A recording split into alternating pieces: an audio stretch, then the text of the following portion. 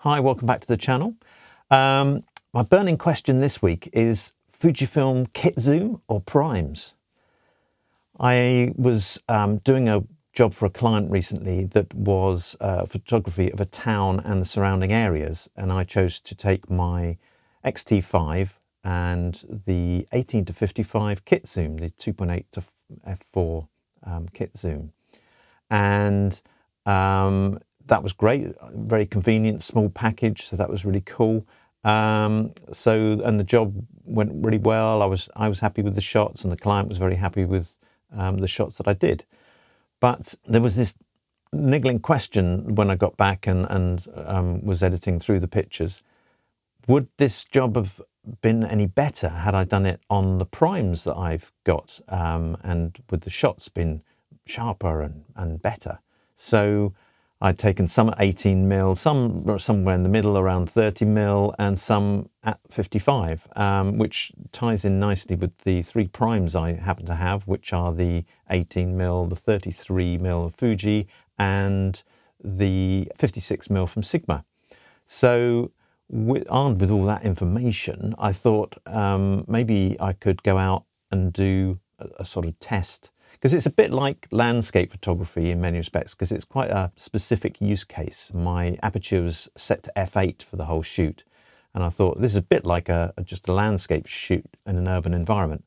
So that's what I thought I'd do. I'd go out into some nearby woodland and take some shots and sort of do a direct comparison. So let's see how I got on.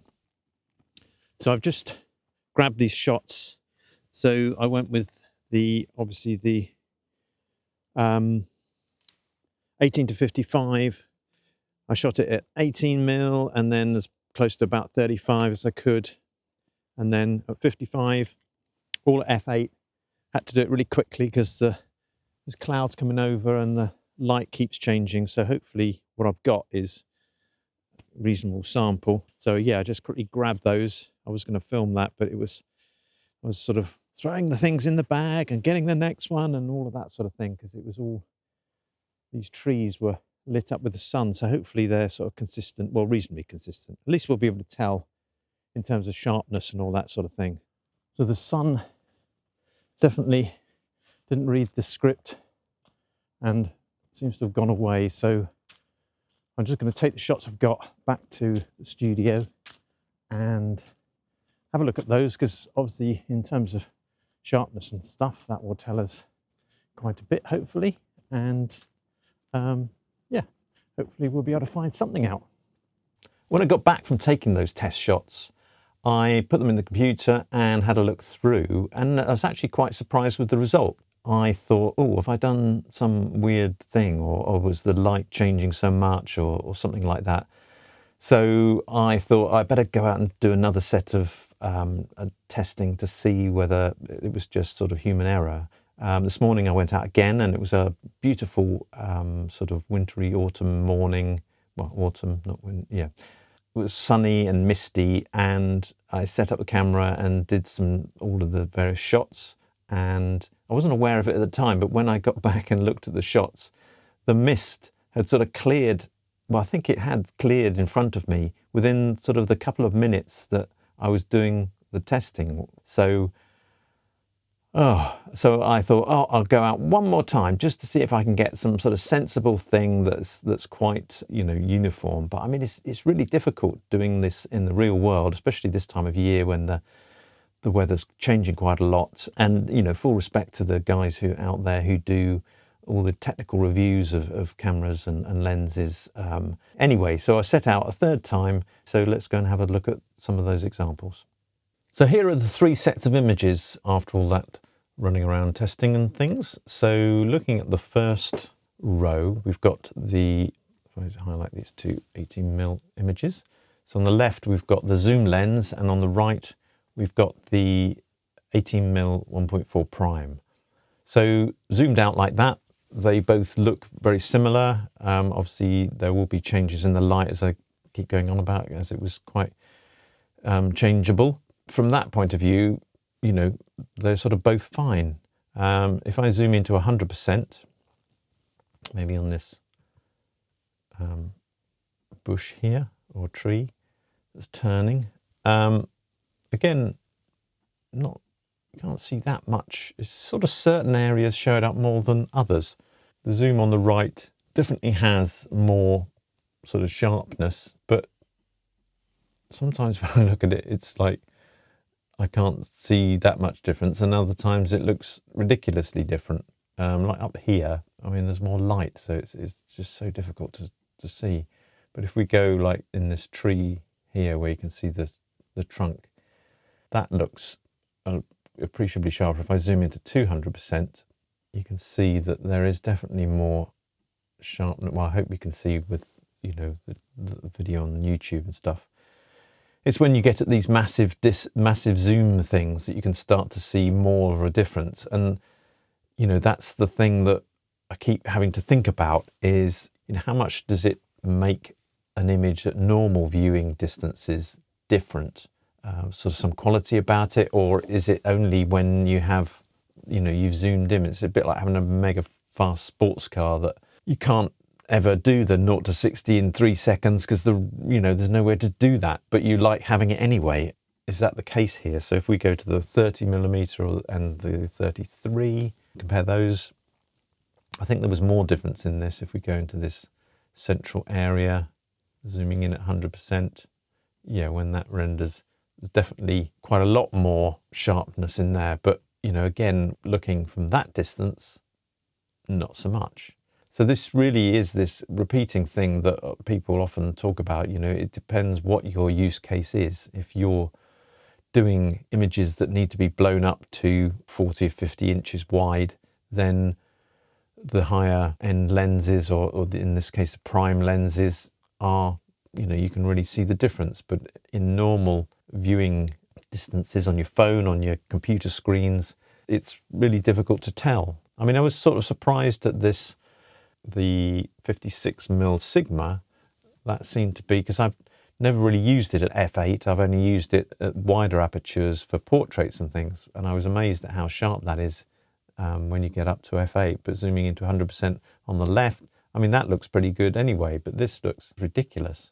Yeah, this little house here is really much more defined than that little house over there. I'm in the same little house, but, you know, whether I'm going to stop doing work with the zoom lens for clients, I'm not sure. I always want to produce something that's the best I can possibly produce. So watch this space and we'll see. This is the misty shot where the mist seemed to change radically between one shot and another. On the left, you've got the zoom lens, and on the right, the prime. And you can see that it's either the mist moved away massively, or the fact that I was shooting sort of into the sun has affected the contrast. But yeah, so I would just put it down to the fact that the mist was moving away, because I did go for a little wander over there somewhere. By the time I came back, a lot of it had sort of dispersed. But anyway, it was a cool thing to go out and shoot. Just briefly, the difference in, if we zoom into 100%, just for purposes of, you know, yeah, I mean, there's a bit more sharpness on the right, but yeah, as I say, it could be down to the fact that the mist had moved away. And if we quickly look at the other ones, so the 33 range, they're both pretty good, to be honest. I mean, that looks spot on. But then on the right there, I mean, there's just sort of more contrast and you can see more stuff.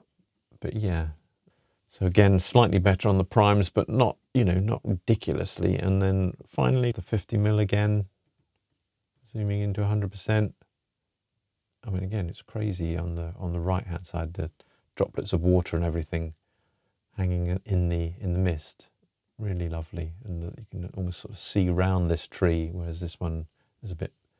But yeah, you know, I just repeat myself. It's the mist. But anyway, so this is why I did this third comparison. So looking at the 18mm offerings, this is the zoom on the left again and the prime on the right, and you know, at that distance, all looking good. Zooming into 100%. I think where one starts to see quite a lot of a difference is when there's very, very tiny detail. The prime seems to resolve more of it. I mean, to be fair, the zoom lens is one that isn't on the Fujifilm list of lenses that will be resolved by the 40 megapixel XT5. I keep getting them the wrong way anyway. They're the wrong way around. You'll cope with it. So the prime's on the left at 33 and the zoom's on the right. Again, where's the same bit? What am I doing? Where am I going? Oh, over here.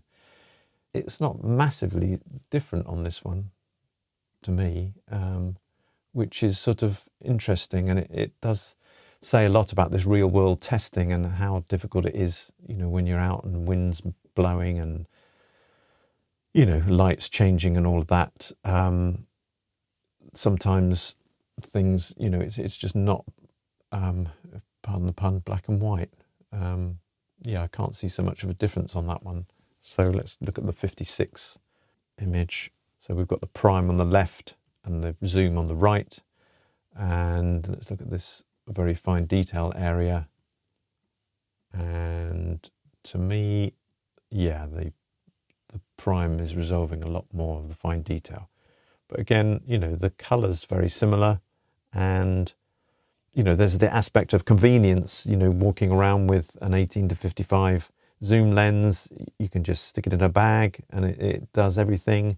And, you know, I think the takeaway that I'm getting from this is that although the primes are better, it's not night and day. And for certain use case scenarios where you're not going to blow the image up to a massive size, if you're doing social media or, you know, YouTube things, or just sending them around on your phone to your family, the zoom lens is perfectly fine. And it's only if you really want to dig into the thing or crop it really hard that the superior detail and resolving power of the primes sort of come into it. But, you know, as I say, it's not completely, you know, without sort of weather and all that stuff coming into the equation as well. So I guess the conclusion is that the kit versus primes, who won, sort of the primes did from a purely sharpness and resolution battle. They obviously don't win from a convenience standpoint, you know, carrying them around and changing your lens and getting potentially dust in your sensor and all of that sort of stuff has to be taken into account. And also, you know, as I said before, your use case scenario of the pictures you're taking. But I mean, it's amazing that they're not that different. And, you know, that little lens, I'd love to test the new kit lens to see how much that's an improvement. So maybe I'll try and get hold of one of those and compare it to the old one and or some of the primes again. But for my commercial work, I think I might try and use the primes more often, because it just makes me feel that I'm giving my clients the best I can possibly give them. And if it's slightly more inconvenient, then it seems a sort of sensible trade-off. You know, I was thinking, oh, should I just get rid of the zoom then if it's no good? But I mean, it does tick the boxes for, you know, just taking it out when you're with the family and all of that sort of stuff. So I hope that sort of helped. I know I haven't concluded anything hard and fast sort of result, but you can see that there are differences, but maybe not that much. And, you know, depending on your, as I keep saying, your use case scenario, you should have some amazing shots. And if it means you take the camera out with you and you're there and you get the moment, that is by far the most important thing. So happy shooting. And if you like this video, please give it a like or thumbs up, and subscribe if you want to hear more of these sort of chats and questions that I pose myself and try and answer, and then don't really. But, you know, it's all interesting and we like talking about cameras and stuff. So yeah, come back soon and we'll do it again.